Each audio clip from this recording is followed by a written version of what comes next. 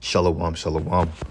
First and foremost, I'm going to give all praises and glory and honor that's due to Yahweh, Ba'ashem, Yahweh Shai, Ba'ashem, Rakakwadash. All right, give double honor to the elders and the apostles of Great Millstone and rule well. Peace and blessings and salutation to the hopeful elect. Those in his gospel abroad, lifting up the standard of Yahweh, Ba'ashem, Yahweh Shai, wherever it may be. This is another lesson through the Spirit, Lord, for it to be edifying. I was watching this new show on Netflix last night. It's called Good Times. And basically, it's a show that's it's like a parody spoof making fun of the black family. You know, basically they're like they're like the great grandkid. The grandkids of James and Florida Evans of Good Times, Michael and JJ. And I'm assuming like the fat main character may be the son of JJ, if I'm not mistaken, because if he's the grandson, then that means that one of the kids had to have a son, which I'm assuming to be JJ, because you know he was the oldest one, but he was the one without any sense, the goofy. You know, while Michael had all the sense, JJ was just the dummy, you know. But basically this show, man, I was watching last night, parts of it, and they making fun of you nigga women, man. They're making fun. This is to say the state of the black woman, like the boss bitch, right? The one that thinks she's on a level, the one that thinks she's extravagant. She thinks the whole world wants her, wants to be like her, wants to be around her energy. And they're so deluded in the mind, it's to the point like, wow, how can you think that anybody wants to deal with this? But this show shows you right here, all right? I mean, it shows you the state of Jake, period. Our people are through, man, all right? And they're done. But look at this picture here. You got the sickly old man here. Okay, probably got all types of juice in him, if you know what I mean. On all types of meds, probably on kidney pills, diabetes pills. He's probably on all types of shit that's keeping his ass alive, but yet he's like literally a walking corpse. And then of course they got the long fingernails, they got the blonde hair, they got the hoops, you got the simps in the back. Then of course you got Big Shirley. Damn, you got Big Shirley here, you know, which is the loudest with the hair hat on. And the main character here on the right, you got she's the wife of I believe of one of the relatives of James and Florida Evans, and then this is her wicked ass son, which he's a baby, but the nigga's a drug dealer. Like if y'all saw that movie called Bebe's Kids, it kind of reminded me of that in a way, because it takes place in the projects and you got the talking baby. I think the little nigga name was Pee Wee. He was voiced by Tone Loc, but basically he's a little demon. This nigga's a drug dealer. He hangs with gangs and shit, and yet the nigga's only like 3 years old, talking full-fledged English. But if you pay attention to it, basically, this is this is the typical black woman here, man. The hoops, the fake eyelashes, the color weave, the long nails. They're making fun of black women, and these bitches, they can't see it. They're fucking dumb to the point that nobody really fucks with them like that. You are the biggest joke in the world right now, so-called black woman. And the so-called black man, too. Because just by default, nobody takes Jake serious. But our women are the biggest jokes, man. They're like circus clowns. They're freaks. And if you watch that TV show, it's on Netflix. It's relatively new. If you see this woman here on the right, she's one of the main characters. What does she has? She got blonde hair, and look exactly what she did to her son. They got blonde hair, man. Okay, and the scriptures goes into that. How the mother confirms the authorities over the son. A lot of times men grow up to be what their mama want them to be, because their mother wants to mold the boy into the man that she always wanted to be with. That's why when you grew up in a predominantly single black household, when a woman's the head of the family, a lot of times she tell her son, no matter what a woman do, don't hit her, don't call her a bitch, don't call her name, but respect her. Because in her mindset, that's the treatment she wants she wants a pass for being a demon. Because if you ask your mothers how they were with some of our fathers, man, you're literally probably puke your eyeballs out, man, because they were so horrible to our fathers. And when you grow up, you start to realize, I'm like, damn, this is why my father wasn't around, because the mother was a straight demon. You know? So anyway, it's called Good Times. Netflix.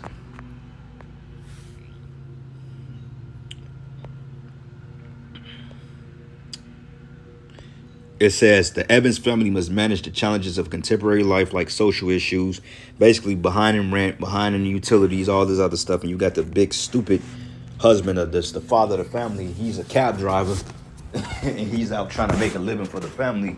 But his son is a drug dealer. And then you got the little girl out there, his daughter. Basically, she's like a so-called conspiracy theorist, and she's trying to wake people up to the truth. But our family just totally overlooks her, you know. But that's typically how it goes. But this is the vote of it. And then you got this stupid ass older brother. He just a damn nigga that don't know what the hell is going on. Short on rent, big on love. And this is the father here, the big fat guy, and this is his wife, and these are his 3 children. And of course you got the baby that she totally destroys.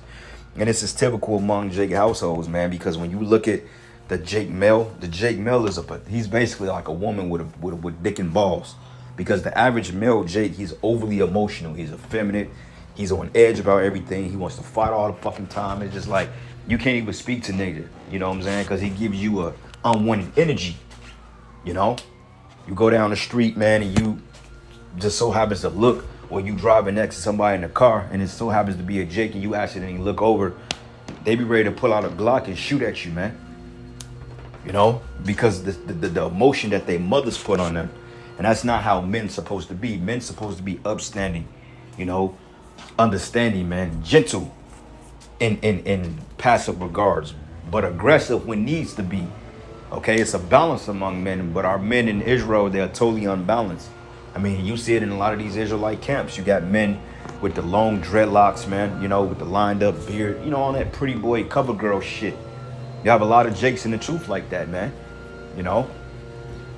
A lot of times, you know, you go in the hood, you know, like, where was I at? A couple of days ago? Matter of fact, I was working. Matter of fact, this was yesterday, and I was standing at the bus terminal.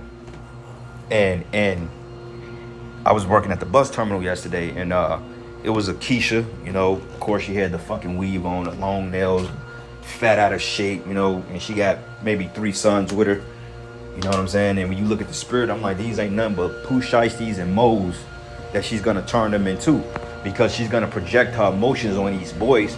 And you know, a boy in his mindset, he has the burden of the world because he has to save his wicked ass mother.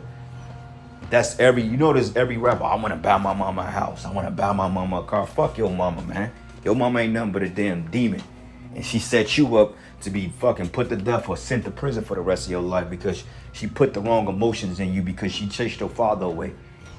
That's why a lot of times your fathers have nothing to do with them. Blame your fucking mother, man. Okay, stop blaming your father. And you got some piece of shit men out here that put babies in them that have no attention towards the woman. And you got men that put babies in women that had the right intentions, that had the good intentions to take care of the family. But the bitch, she started acting stupid. So the man like, you know what, fuck this, I'm out. You know, so blame your mother for that shit.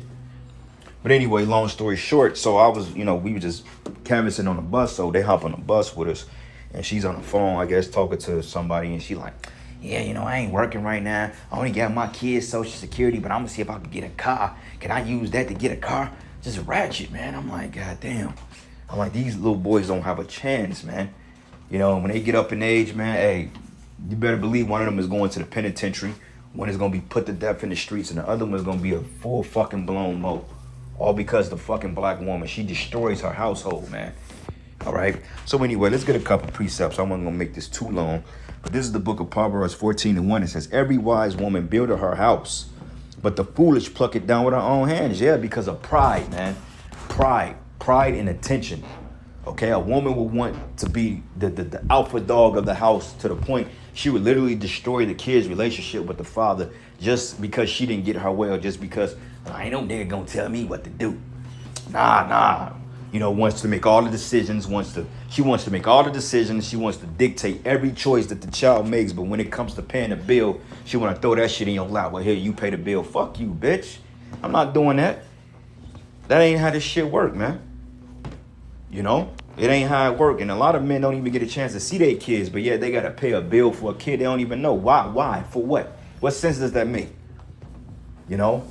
That's why a lot of Jakes like, you know what, fuck it, put me on child support. I ain't got nothing to do with this shit. I'm done. You know? And that's the sad result of it, but that's what happens more often than not in the Jake community because these women are out of order. And you can thank Esau, Edom the serpent, in his wicked feminism, because feminism has destroyed the minds of these women. This is why these women are out of order.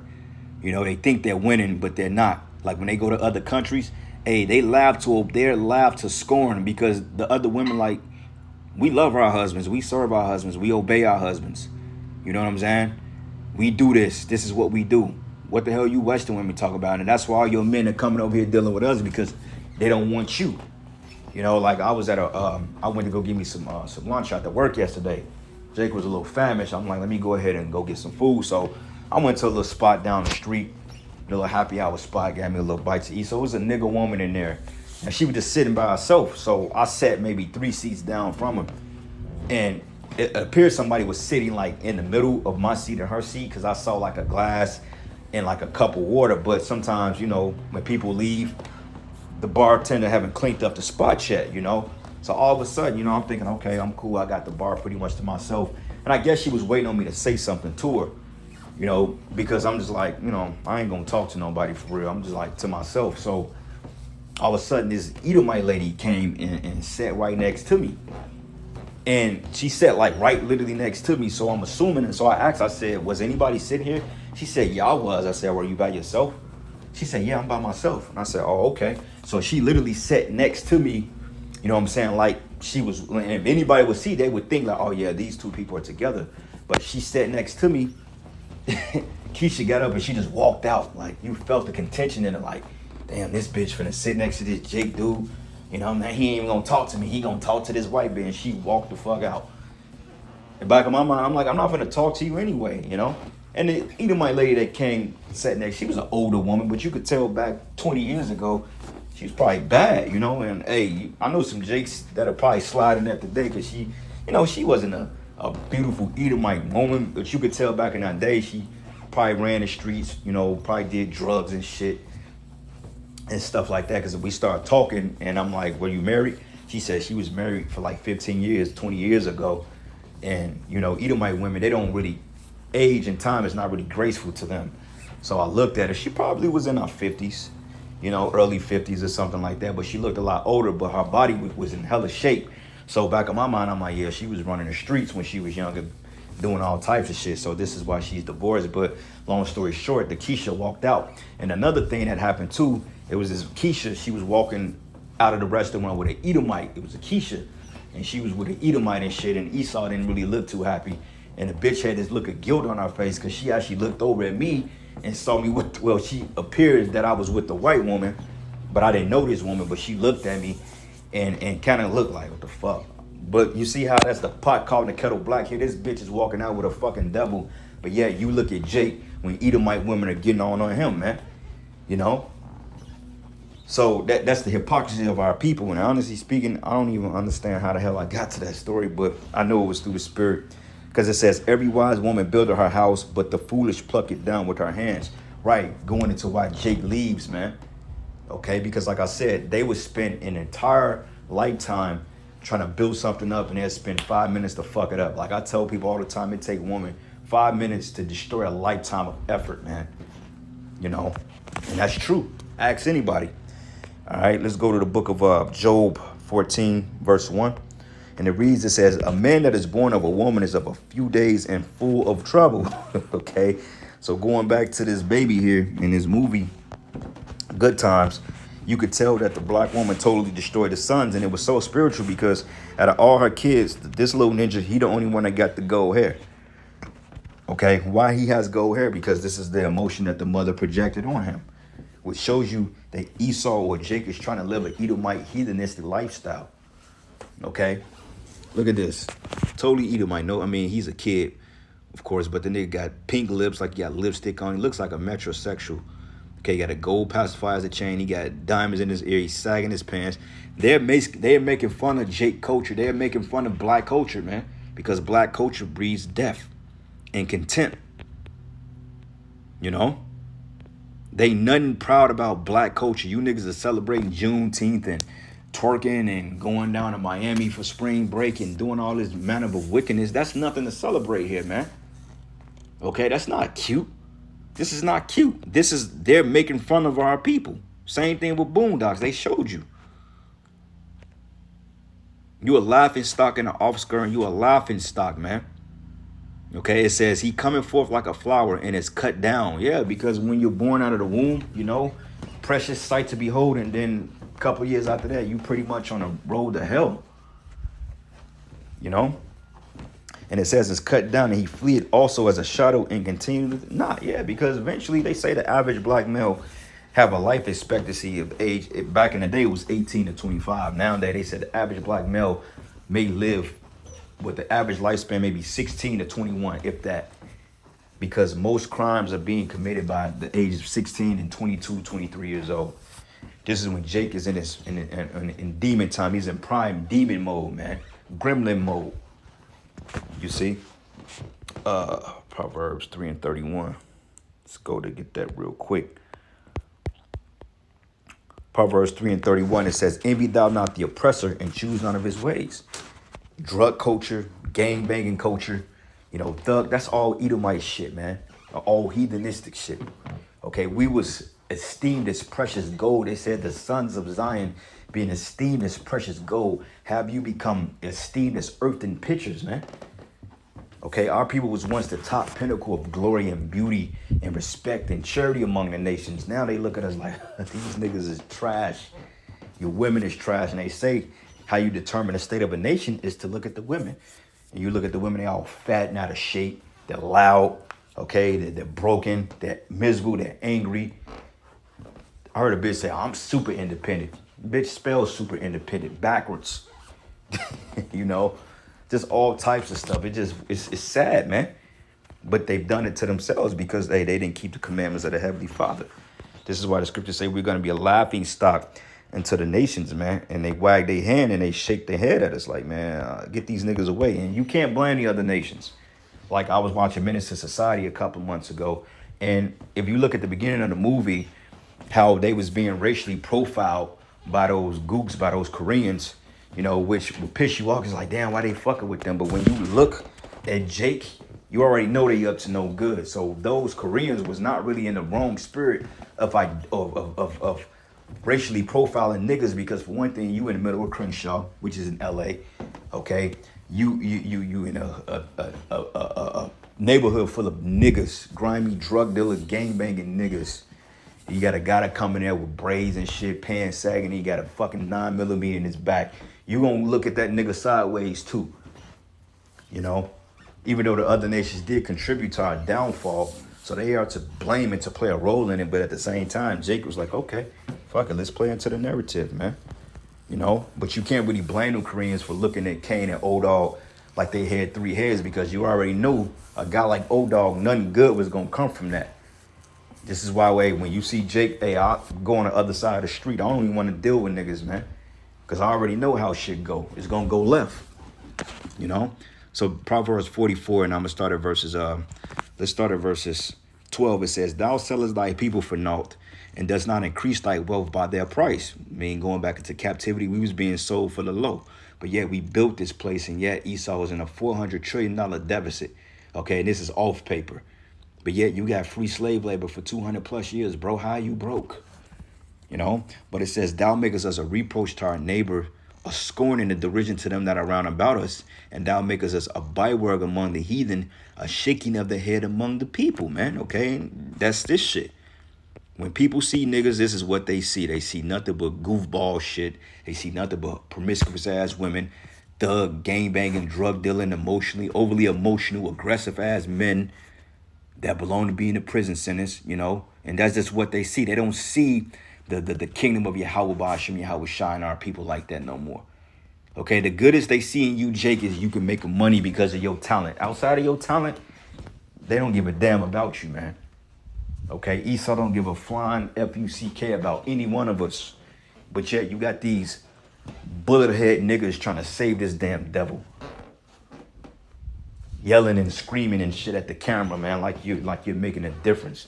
When this same devil is gonna roll down and put your black ass in a concentration camp and do all manners of experimentations on you, man. And guys like that, they gonna get tortured, man. Okay, the Lord ain't gonna The Lord gonna keep the spirit in their body. They're gonna be literally getting tortured. I'm talking about on some hostile shit. It was a movie called Hostel. I think it was the second part. They put like some type of sweet mint in his woman's stomach, and basically they tied her up and bolted her down, and they let the fucking cockroaches eat her from inside out. That's the shit Esau gonna do to a lot of you Israelites, man. A lot of you guys that scoffing, you changing the doctrine. Hey, most I gonna let this devil have his way with you, man. Bet you ain't gonna be trying to save a heathen now. Bunch of demons. Anyway, last precept, Sirach 3:1. Hear me, O Father, O children, and do thereafter that ye may be safe. For the Lord hath given the father honor over the children, and have confirmed the authorities of the mother over the sons, man. Okay, and this is a prime example of the mother having the authority in a wicked way over the son, because when you look at the mama and you look at the son, who does he resembles the most? He resembles her, you know? But anyway, I'm going to end it here, giving all praises and glory and honor that's due to Yahweh B'Hashim Yahweh Shai. Lord, where you were edified into the next lesson. Shalom.